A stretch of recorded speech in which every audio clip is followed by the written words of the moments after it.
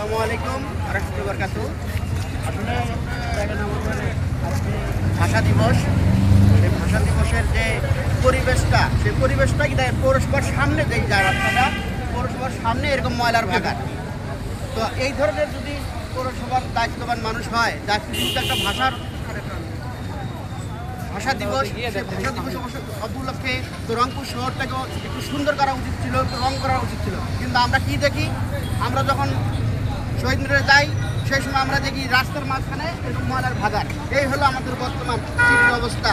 তো আসলে এরকম যদি অবস্থা হয় রংপুর সিটির, তাহলে আমরা কি করতে পারি বলেন? আমাদের তো এগুলো দেখতে হবে। আমাদের রংপুরের যে দায়িত্ব আছে তাদের দায়িত্ব হলো এরকম ময়লার ভাগারগুলি। এত মানুষ আসতেছে, এখানে ময়লা, মেন রাস্তার উপরে এই ময়লাগুলি, এগুলি তো আসলে তাদের দেখার দরকার। এগুলি তো পৌরসভার দায়িত্ব আছে, তাদের দরকার। অন্তত আজকে বিশেষ করে আজকের রাস্তাতে শহরটাকে পরিষ্কার এবং পরিচ্ছন্ন রাখা এটা বহুত জরুরি ছিল। কারণ হাজার হাজার মানুষ যেখানে রংপুর শহরে ফুল দিতে আসবে, রংপুরের জন্য অত্যন্ত দুঃখজনক একটা ব্যাপার। সেই কারণে আমরা বলছি যে রংপুরের অতীতে যে জিনিসগুলো হয়ে গেছে সেই জিনিসগুলো থেকে আমাদের সচেতন হতে হবে, যাতে করে রংপুর শহরের আয়োজন যারা করে তারা এরকম বিশেষ বিশেষ দিবসে অন্তত শহরটাকে যত সুন্দর করা যায়, শহরটাকে আরও পরিচ্ছন্ন করা যায়, সেই ব্যবস্থাটাই আমাদের রংপুরের যারা দায়িত্ব থাকবেন তাদের করা উচিত।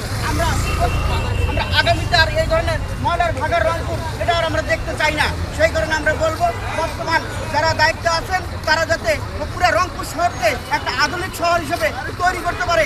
সেই কারণে আমরা বলতে চাই যে রংপুর শহরে যারাই আগামী দিনে শাসন করবেন তারা যাতে রংপুর শহরকে একটা আধুনিক শহর হিসেবে তৈরি করতে পারে, এই আশা ব্যক্ত করে আজকে মহান ভাষা দিবসে আবেদন রেখে আজকে আমি শেষ করতেছি। আসসালামু আলাইকুম ওয়া রাহমাতুল্লাহি ওয়া বারাকাতুহু। ধন্যবাদ সবাইকে।